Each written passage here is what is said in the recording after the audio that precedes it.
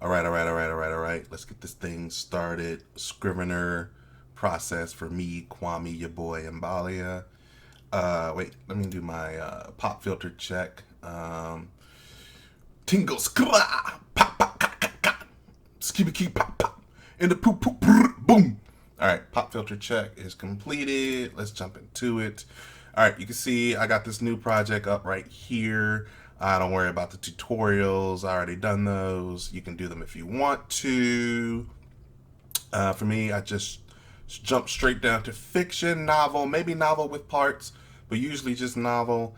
And I always make sure that I have it set to save in the Dropbox, the apps folder, Scrivener, inside of Dropbox. And I think that sets up when you first start using your iPad or iPhone Scrivener app. It creates that folder. I could be mistaken. Either way, I have it. That's where I save my novels so that I can sync it in Dropbox, take it on the road on my iPad or iPhone or other laptop or what have you, right? So let's create a project. It's going to be called Super Dope because I think that's an appropriate title. We got that. Boom, maximize. There we are. How do you like me now? Send that straight to the trash. And, a lot of people, I just close this up because I don't need to look at it right now as I'm getting started. Minimize it. All I'm really worried about is this manuscript section right up here, for the most part. And what I will do is before this step, I will probably in either Google Docs or even in a notebook or journal that I finally used somewhere, I will have like a basic story flow, like, a A, a B, a C, or what have you. And so what I'll do is I'll go in here to the manuscript. This is your corkboard view if you like working with note cards and stuff. But I go straight to the outliner, and I will drag this all the way over. Give this an appropriate chapter title. Chapter title.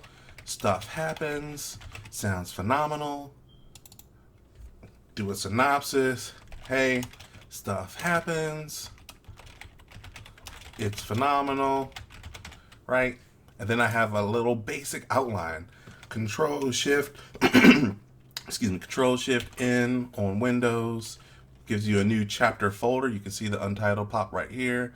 Already ready for me to put a title in. We'll say, and then, right, for the next chapter title, and here, what had happened was, boom. You keep going, and then you have your folders, you have your synopsis. So it's a basic little outline for you, right? And then I'll come in here for my scene. And the first time you have, this is what it looked like the first time you open it up, blank scene for you ready to write in. And you can treat a scene as just an entire chapter or as a traditional scene in the way it's labeled, and that's how I use it. I just collect my scenes in here. Sometimes I don't even worry about naming chapters because I know down the line I, or most likely an editor who is smarter than I, will rearrange and say, hey, maybe we should cut here, cut there. So I just work in scenes, and that feels like easier for me. But Control Shift R, you have a ruler. Now, if you just leave it like this, you have no word wrap or anything. And so what I actually did is I have a formatting style, which basically means I set up the ruler, I set up the font size, all of that, and I just set it and saved it as default. And so now you see I have the more traditional, like Word style, Google Docs style, word wrap at 6.5. So I did that, and then I'm ready to start typing. This is what had happened. You know what? This is what happened, right? boom, there's my story. It's a, Pulitzer Prize winning novel in verse. Um, and so when I'm ready to compile, I use compile for two things. One, to generate a Word document that I send to my publishers, my editors, or beta readers or what have you. Or I have I'll send it to I'll compile in the form of Mobi or for Kindles, so that way I can just read it on my phone, take it with me, read it out loud, and just for making sure that it sounds good and it flows good. So compile settings, click this little arrow to expand it.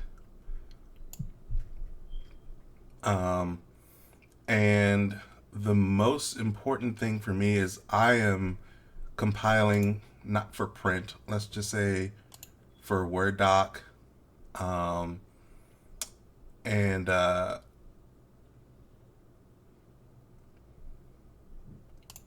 compile as custom, manuscript, the separators, um, in between scenes, what do you want to put there?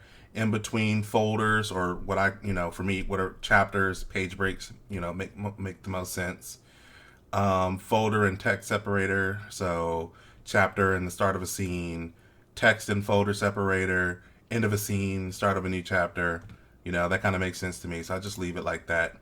Um, Formatting here, so when you change the ruler in the format in the actual scene and the documents, all that is for how it looks and presents itself visually to you when uh, you're editing, when you're drafting.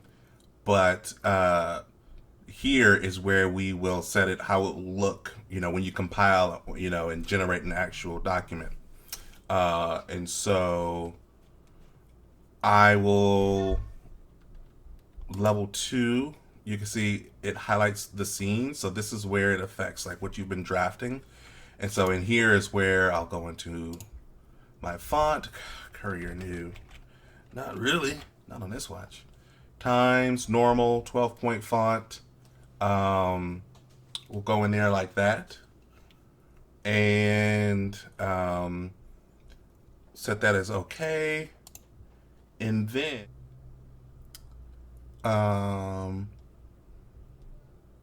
transformations. Well, back here for titles, I normally only have um,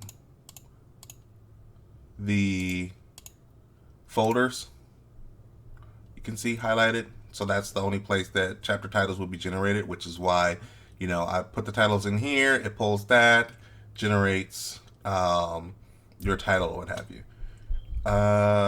Transformations. The two things that are in here that are important for me are convert M dashes to double hyphens. I deselect that. Don't touch my M dashes. I specifically put them in there for a reason. Don't mess with me. Same thing with italics. I traditionally deselect that unless there is some publishing style submission requirement where we want italics removed and underlined instead for emphasis. But that's traditionally defined, so you can select it if you need it. Nothing really here with replacements. I will sometimes have comments throughout the document or whatever, so I'll have them remove that at the end. That's set as default. And then other than that, you can save it as a specific custom format, compile format. Otherwise, you just go ahead and compile and choose a place to save it. We'll just save it to the desktop. It's super dope. Thank you, Scrivener. Pull up super dope. And let's see how it looks. Hopefully it looks super dope. Take your time, Word. I'm not like recording or anything. See? Should have saved it as.